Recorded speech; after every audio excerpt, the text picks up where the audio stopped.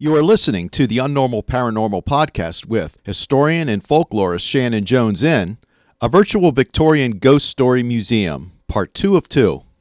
Didn't they invent something called the chastity belt? No, that's way earlier. That is way earlier? Yeah, it's way earlier. Yeah. They have all sorts of crazy electronic devices that if you think I'm getting too R or even X-rated, let me know. Didn't they invent the vibrator during the Victorian era? An electronic one? That I'm not quite sure about. I can tell you that similar, non-electric items have been around for centuries. Shannon, can I just take a moment? I've known Jeff You're too for far away to 30 slap years. I swear to God, they invented something electronic. Go figure. That's what you to remember. excite the female species. And back then, they didn't know too much about grounding techniques. And I'm like, do you really want to run 120 AC to your private parts? I'll take this out if you want me to. I'm done with that. Oh, no, it's fine. I actually just kind of looked it up. There you go. And I found something that says the first electromechanical vibrator was invented in the late 1870s or early 1880s. But it was to vibrate the human nervous system to stimulate ailing nerves. Oh, of but course. We're humans. If we're going to be stimulating ailing nerves, we're going to use it in other places. I've got Rhonda coughing. I think that's a good thing. No, I just went and gave him a high five when you said the time frame, and it was like, okay, he's in the right time frame. Like I said, he and I have been friends for years. I may slap him silly later on, but probably not. So anyhow. Well, one more thing I would like to add about the Victorian era and some of the occult ideas from this time period.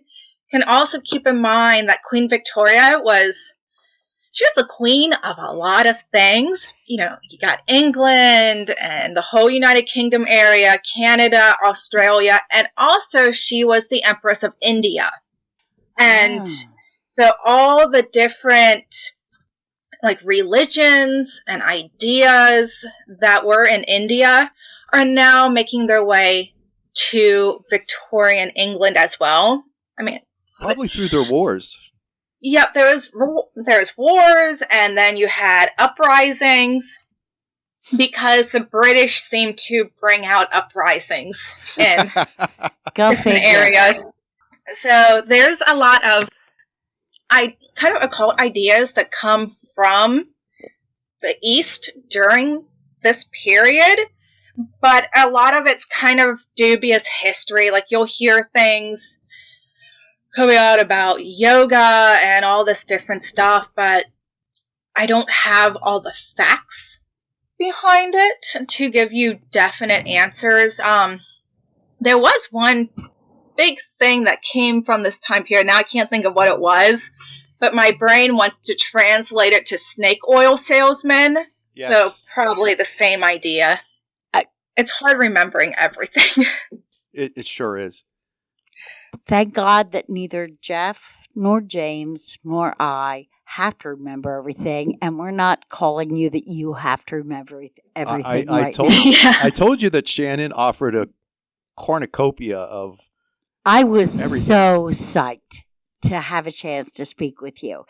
And, I mean, I don't know if this will stay in or get taken out, but when I read, just trying to remember about Blavatsky and finding out she and whoever her sidekick was, and they went to India and they studied Hindu, but then they ended up being two of the first people ever to become Buddhists in the U.S. I'm thinking, okay, that kind of gives me a headache just to think about it. But I find it interesting that when we look at spirituality, whatever that encompasses, it tends to open all kind of doors. Does that make any sense? Yes, it does. I mean, it depends on like what you're branching your spirituality off of, but there's a lot of potential to learn about other things and learn new beliefs and also adopt those beliefs as well. Yeah, we still have some problems with that. For instance, you mentioned yoga a few sentences ago. I know that there are still some people who brand yoga as a door to the occult, whereas I see it as a way to help ailing joints, lose a little weight, relax your nerves, lower your blood pressure. There are still people out there who think that yoga opens up a passageway to the occult and to stay away from it. Yeah, I've seen the list online. Just a few. I was going to say, I've seen the list online where they have like 30 things listed as doorways to the occult. And you can kind of go through and check them off like, yes, I've done yoga. Yes, I have used tarot cards. And it just goes kind of really downhill into really abstract things. I think some even mention video games as doorways to bad things. You take away my Ms. Pac-Man, and you take away some of my video games that I play on my phone, we're going to knock heads. I still have a version of Farmville on my phone, but now it's on an island. I knew I liked you. I knew I liked you. So, given all that you've studied, all that you've learned, all the people you've talked to from disparate cultures, what would be some wisdom you would like to leave people with? Obviously, it can have nothing to do with the questions we ask here tonight because we're not very wise, but we mean well. But like, what is it that you have found about human beings that you'd like to impart to other human beings in terms of, hey, this is important? I would actually kind of keep it very simple and just say, have an open mind, read books, do some research, and then do some research that goes against what you've already read. And kind of like weed through the middle of different ideas. To make one of the best ways I can describe researching and learning and then growing from information is when I was in grad school, I took a class on the wars of religion. I don't remember most of the class. It was not one of my favorites. Okay. But one of the professors had us read 3 different books on the St. Bartholomew's Day massacre. One from a Protestant point of view, one from a Catholic point of view, and then one from an atheist point of view. Wow. And I just kind of use that as a reference point of, we have one event, we have 3 different sides of this event, depending on someone's background, religious beliefs. And if you weed through kind of all 3 of them, you can find more of a truth to the event and the matter. And I think a big thing for people nowadays is to look at the different viewpoints and not get stuck in one of those echo chambers where everything you research, it just falls in line with what you already believe and there's no differing opinions to it. What was the St. Bartholomew's Massacre? It was during a time period of religious wars, so it involves a marriage between, I want to say it was Henry II. Let me just double check before I give you the wrong name. So it took place in the 1500s. Sorry, I had to think there for a second. It took place in the 1500s, and it was Catholics versus the French Huguenots. And if you've taken American history at any point in your life, I'm sure the French Huguenots have popped up because they make their way from Europe to the New World. And it's thought that this massacre was instigated by Catherine de' Medici, who was the Queen of France. Catherine is not remembered as an extremely well-liked queen in history, and there's a lot of bad blood between the two different religious groups. And it was the Protestant Henry of Navarre married, it was the king's sister, and following their wedding, a Catholic mob kind of broke out and started murdering the French Huguenots. Wow.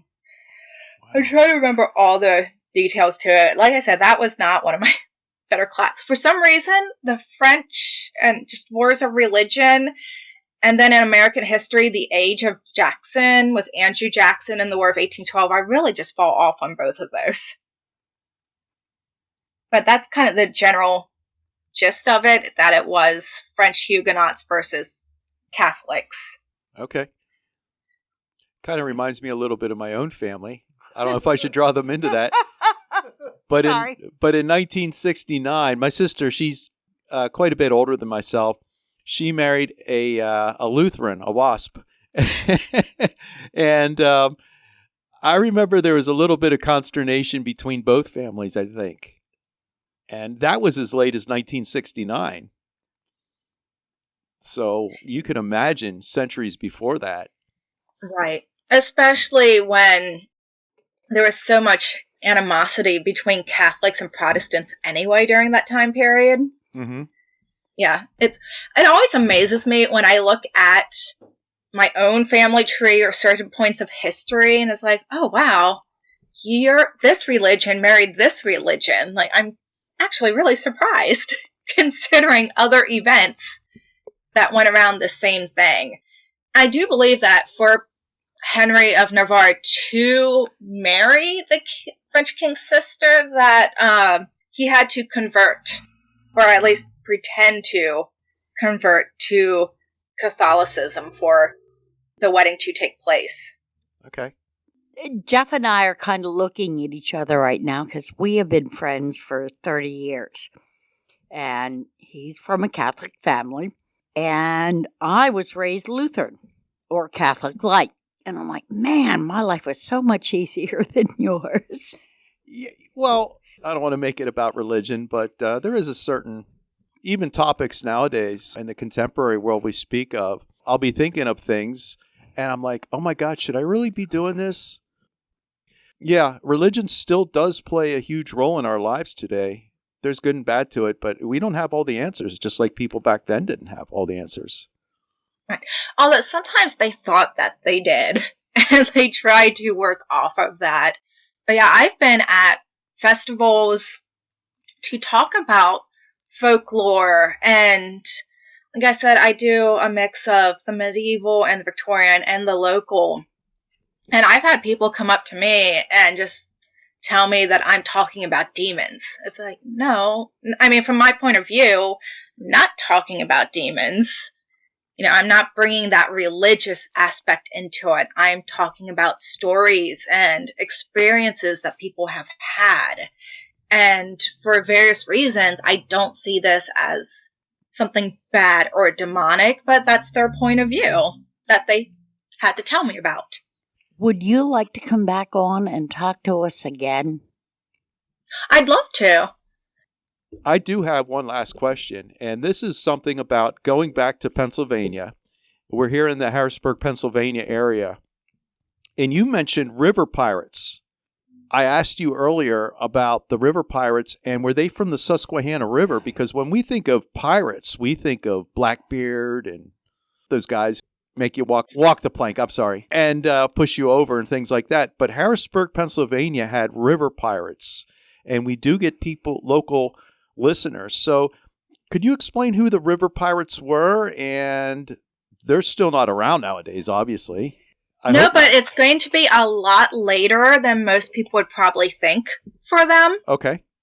So to kind of begin with, for the Susquehanna River, it does go throughout Pennsylvania, all the way up to New York.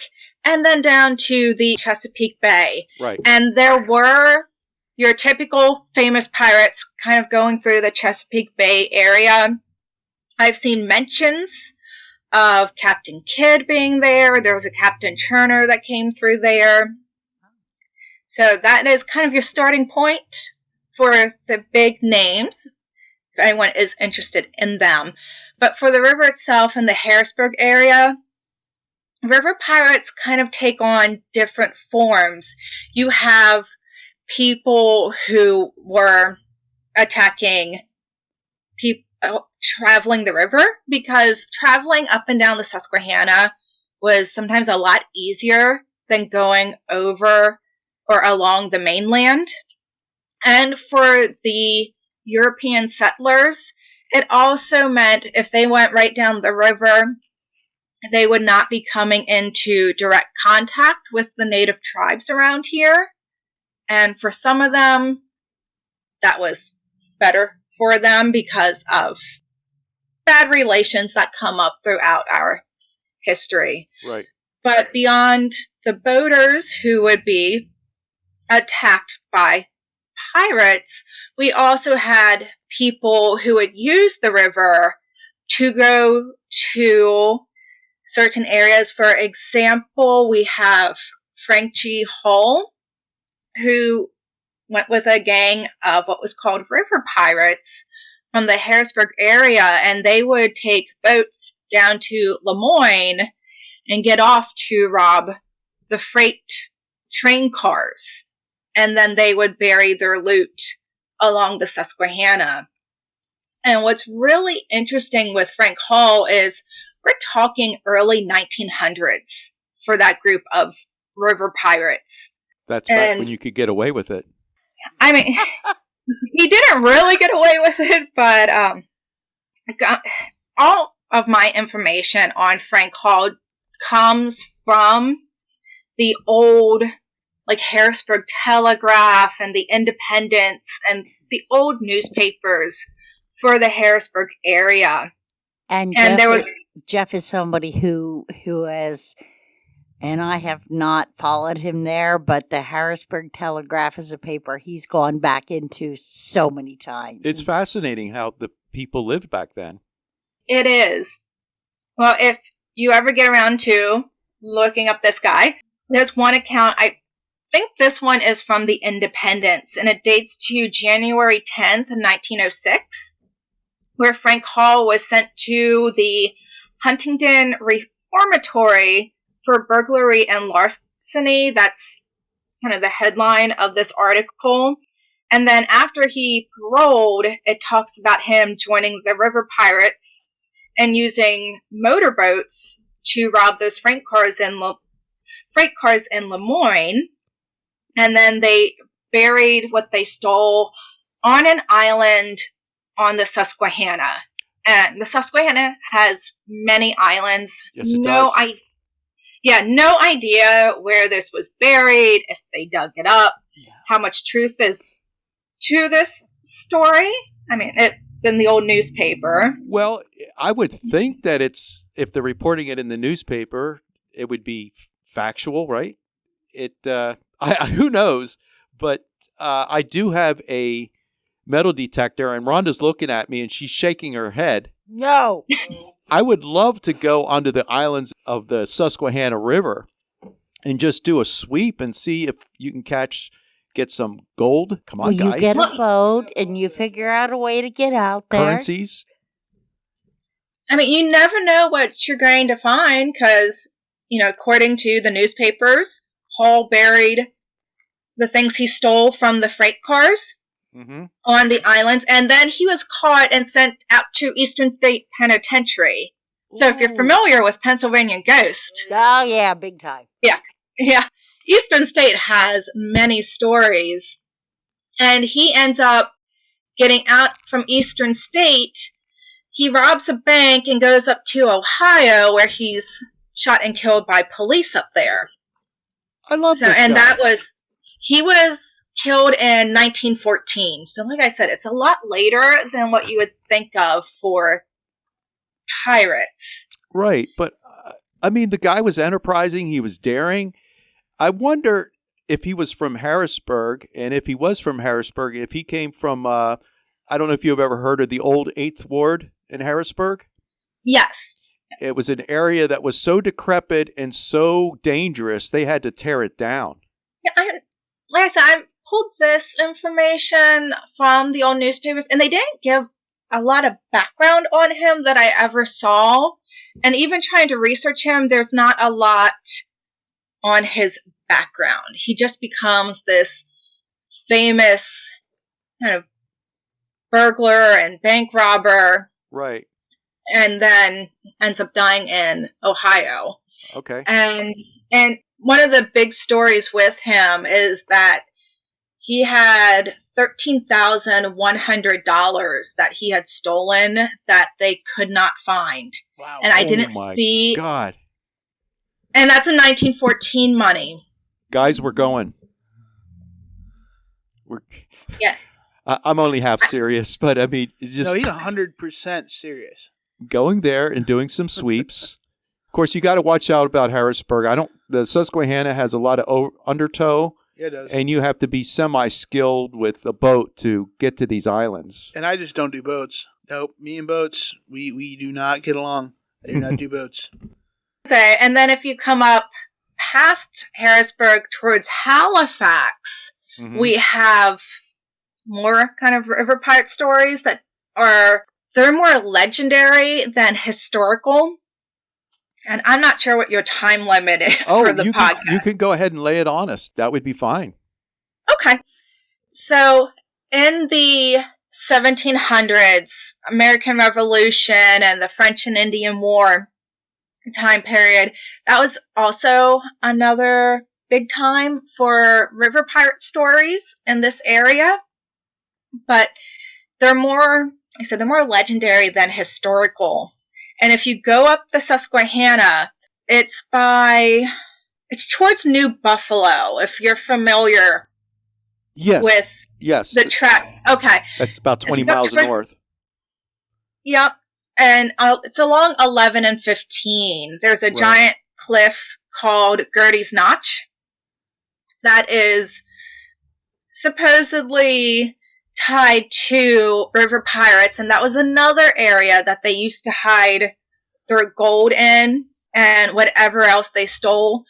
But with that one, that dates to the 1700s, so I want to say probably a lot of the good stuff has already made its way out of there. But with the legend, it goes back to a person named Simon Gertie, whose family, his father came over from Ireland and settled north of Harrisburg. And there's a lot of information put out about the Gertie family, and then there's other information that contradicts what's out there. But with the legend that I heard, Simon Gertie's father was killed in a bar fight around Fort Hunter in Harrisburg. And then his mother remarried, and something happened to their stepfather. And there's various legends behind it where they all deal with him upsetting Native Americans, and then his children and stepchildren were divided up among the varying Native tribes around here. One of the boys went with the Seneca, and Gertie was supposed to go with the Mingo tribe, which connects to the Iroquois Confederation, I believe. And he becomes a Native interpreter that was around during the French and Indian War and American Revolution. And he's also considered a traitor to the American cause, because he was on the British side, and then during the French and Indian War, and the American side with the Revolution. And the legend says he betrayed his friends and was robbing people and storing the gold up in Gertie's Notch. history says he might have been a trader, but he was probably not storing his gold in Gertie's Notch. But following that, they say other people stored their gold in Gertie's Notch, and it's very hard to get to. There's no good way to drive to it. You can drive past it and see it. And then if we get into the ghostly aspects of Gertie's Notch, it's said that at night you can see lantern lights up on the cliffs, which are the ghost of the river pirates going up there to hide out from the authorities. So, sorry to be all over the place with that legend, but there's like the legendary part and then the history, but the history might not be the right history. We're always all over the place. Yeah. And the thing about folklore, I guess it's maybe 50% factual and 50% hokum, right?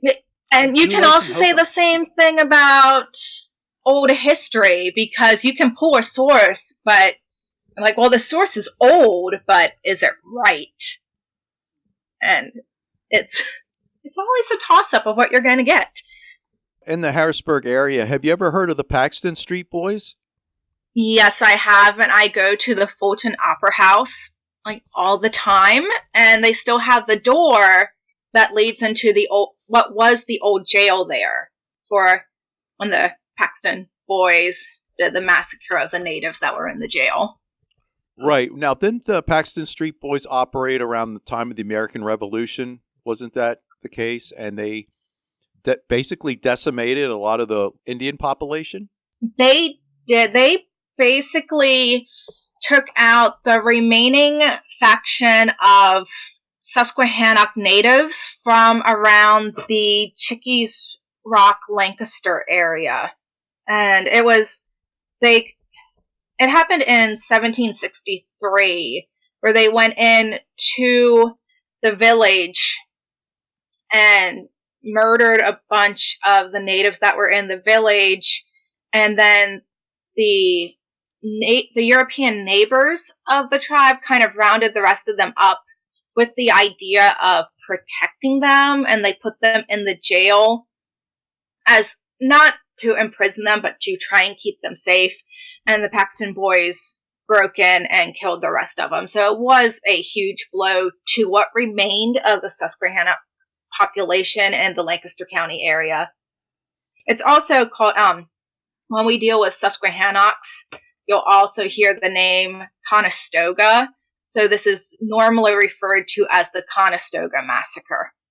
I'm sure that summoned up a lot of paranormal activity, because when you have wars like that and extreme violence, I'm just wondering if it brought a lot of bad juju upon the land and the people living there afterwards. And again, that would be folklore, you know. I'm going to agree that it would. I've been to Chickies Rock several times to do EVP investigations out there. And I know it's not scientific, but it's one of the few places that always gave me a bad vibe to the area. And there's another place further down the river in that same general area that also kind of gives me creepy vibes. But it's something about that place. It just feels a little off. And when you look at the history of Chickies Rock and kind of the general area, I may be a little off on the exact location of the massacre compared to where I'm talking about. It's still Susquehanna region, central Pennsylvania, but Chickies has had such bad luck through history. It was at one point made into an amusement park, and there was a trolley accident there. There's been a lot of suicides in the area. When I did one of my EVP sessions there, I caught what sounded like a woman crying. I also heard the sound of drums, like native drums in that area. I'm trying to remember what else. It was definitely kind of a hot spot for EVPs. I'm struggling to remember what all they were. Yeah. See if I It's funny you talk about Chickies Rock. My parents both grew up in Columbia. Okay. And so I was very familiar with the stories about Chickies Rock and it being haunted. And I went there one time with a third cousin of mine, which was the closest relative I had. She was a little older than me. And we went to Chickies Rock. We were teenagers at the time. And we heard drums. But we couldn't figure out where the drums were coming from or why we could hear them. And we ran in terror back to her car and drove to her mom's house. And she said we shouldn't go to Chickies Rock. Anyhow. So you actually heard them. We heard drums. That's... Yep. I've also heard drums there. I've heard them. I've heard about them. Yeah. We've gotten drum rolls on EVPs from Gettysburg, but we didn't hear them at the time. It was only later, upon listening to the recordings, that you could hear them. Not in real time, but here you actually heard it. That's just... Yep, we heard... For me, it was an audible thing, not on an EVP recorder. It was an audible, you hear the drums. And... Wow. I did pull up, I have my list here of my EVPs that I caught at Chickies Rock. And when you're there, there's this, if you walk down the trails, there's this kind of cavern that you can walk through. It's a man-made tunnel that I think might have been connected to the railroad. But when I walked through there, on my digital recorder, I caught, it was a male voice saying, "I will make them pay for this." So it definitely has, I don't know what he was going to make them pay for, but it definitely has a different feel to that area. Oh, yeah. I'd rather spend a night by myself on the Gettysburg battlefield than go to Chickies during the day. Well, that gives me a great idea. We should go. We should totally go. Would you like to join us? Once it's not piss miserable cold outside. We'd love to go out there with you sometime. In addition to having you on again, and we could narrow the focus to the more hauntings and things like that. Because that's what I wanted to ask about. I mean, you, with all the research that you do into local folklore, both more terrestrial and also supernatural, I mean, you must have some pretty wild, crazy, paranormal related stories yourself. When you've talked about these EVPs that you have, I wouldn't be surprised if you had some photographs with interesting anomalous features in them. The photographs are always my weak point. Somewhere I do have a video clip where it looks like there's a shadow going across a wall. Cool. Photographs, like I said, are not my best, but I have come across some amazing EVPs over the years, especially in areas that connect to the Civil War. That's such a big kind of like energy for... It wouldn't surprise me that over the course of you studying history, some of the history that you're studying is actually studying you, because I'm good like that. It's alliteration. It makes me sound smart. Now, I do try to to go to areas that have paranormal accounts and see what EVPs I can get, and also compare it to the history. And that's why I said sometimes the folklore and the ghost stories are all over the place, because you'll have like a historical account, then you might have a folklore account, and it doesn't quite add together. And even the history and the history accounts don't always add together. The history matters. Mm-hmm. History matters. I mean, it is, the entire state of Pennsylvania is just haunted out the ear. In central Pennsylvania, what we did to the Native Americans as we migrated from east to west, that left a lot of really, really negative energy in this area.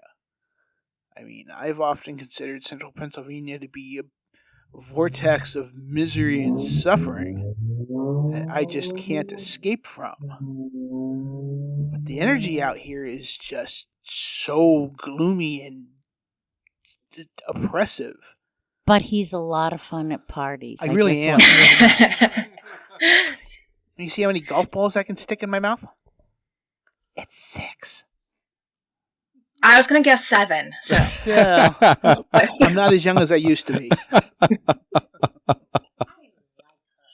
Well, and not only just our history with the natives and just what happened with the colonists around here. Yeah. Because, also with like Halifax area, Yep.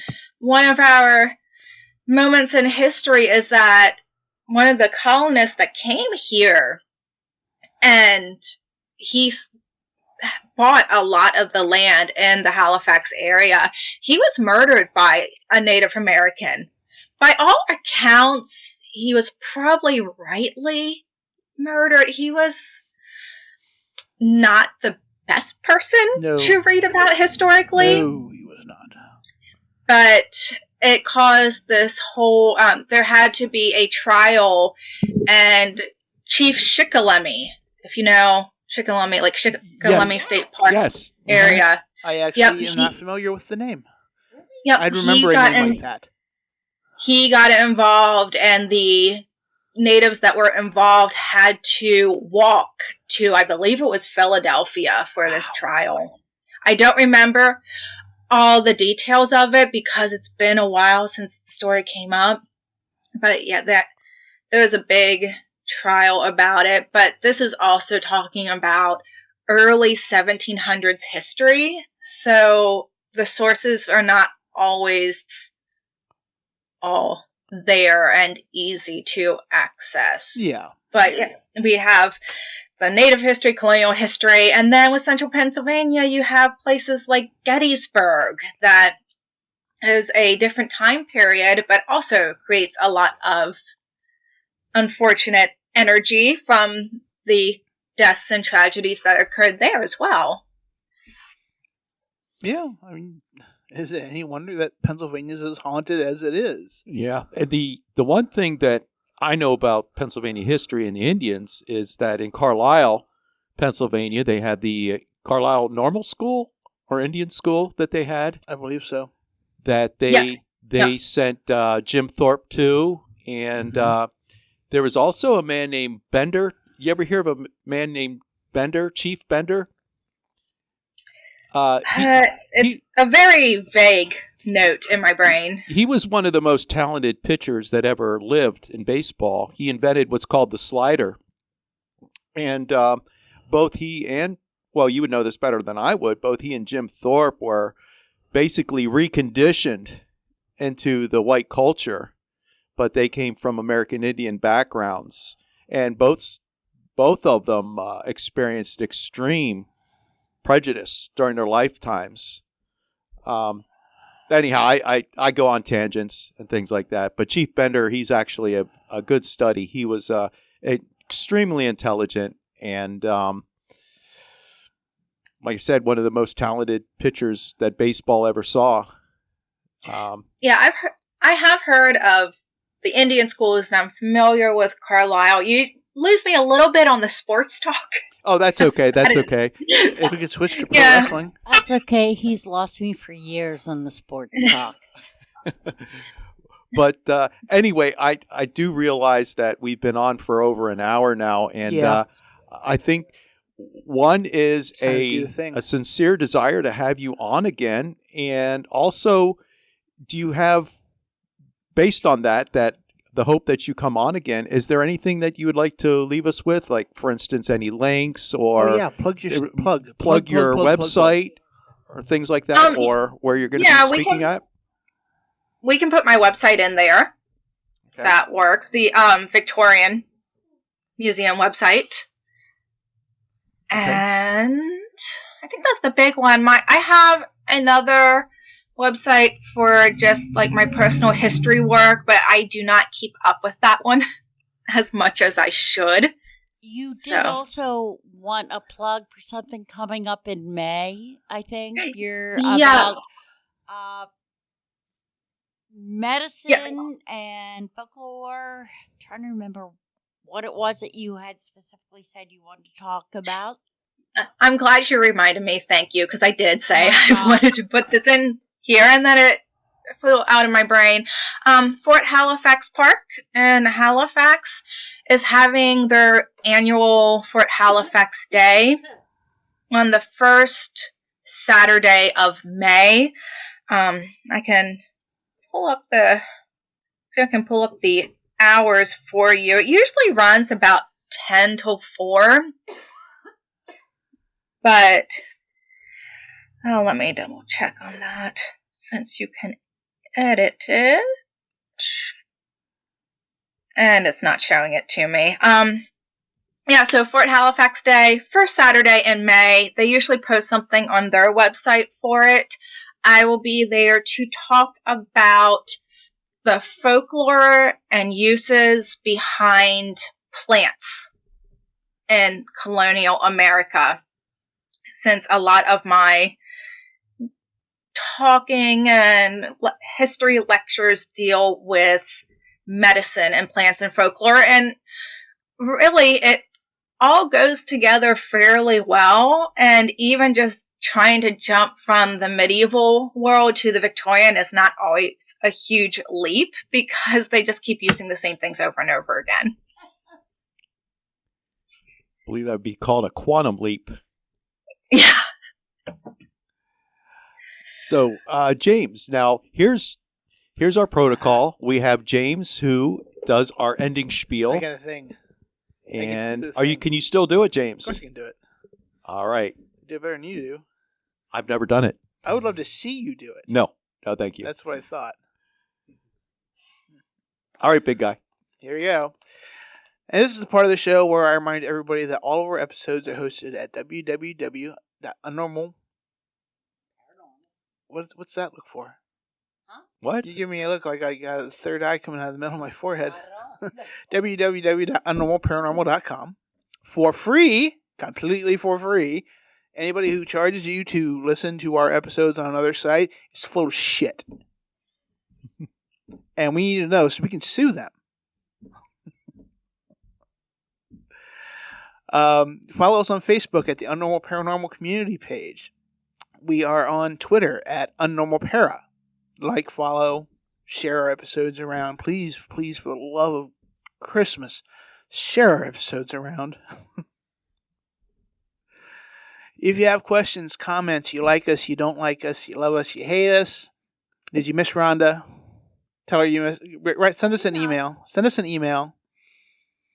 Tell us your stories. If you have a guest you want to hear, a guest you never want to hear again, ask us questions. I will answer them myself, or I'll pass them along to be answered. If you have a question for Jeff or Rhonda, reach out to us at unnormalparanormal@gmail.com. Ta-da! Thank you. Well done, James. Okay. Shannon, thank you so much for being on tonight. Thanks, Shannon. We hope you had a good time. And we are really that was a lot of fun. We are really, really glad to have Rhonda back. It has been way too long. It has been. This was the big surprise that I've been telling people to expect. Oh my God! You told people to expect this surprise, and it was me. Yeah. Yeah, we're working with what we got, honey. Okay. Well, you have a good night, Shannon. Okay. Thank you. Yep. Thank you very much. You have my phone number and email, so shoot me a message anytime. Okay. Yes, and I will thank you, and I will send a copy of this to you before we publish it. And if you have any suggestions or anything you want edited out, I can certainly do that. Okay. Sounds good. Okay. Take care. You too. Bye. Good night. Bye. Good night, everybody. Please don't shake my soda. Please don't shake my soda. It didn't do